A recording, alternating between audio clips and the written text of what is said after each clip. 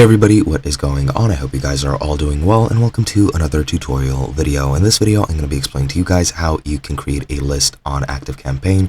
So let's get right into it. Now, Activecampaign is a site or service which is used for automating or helping you with creating marketing campaigns and in general expanding your business through marketing. Now, lists are pretty much lists of contacts which you can use with your campaigns or to use them to send their campaigns to your contacts, and I'm going to show you guys how to create one right now.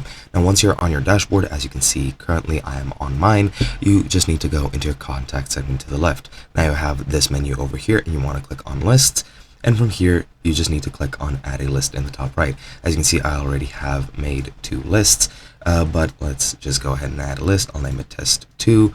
I'll just link this URL which is made up. It isn't a real URL, but it'll work regardless.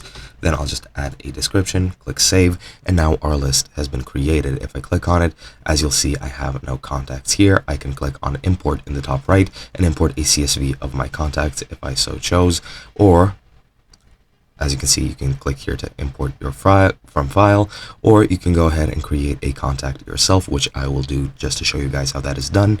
If I click on the list, go ahead and click on add a contact, then you'll get this form to add your contact. I'll just name everything test.test@test.com. Phone number can be whatever you want it to be, and the account can be whatever you want it to be if they have an account on Activecampaign. If they don't, you can just click add, and now they've been added. You can add them to lists, add a deal, add tags, and advanced list options. I'll just skip this, and then the contact will be added.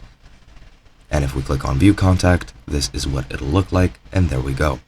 That's pretty much it. Hope you guys enjoyed, and I'll be seeing you guys in another video.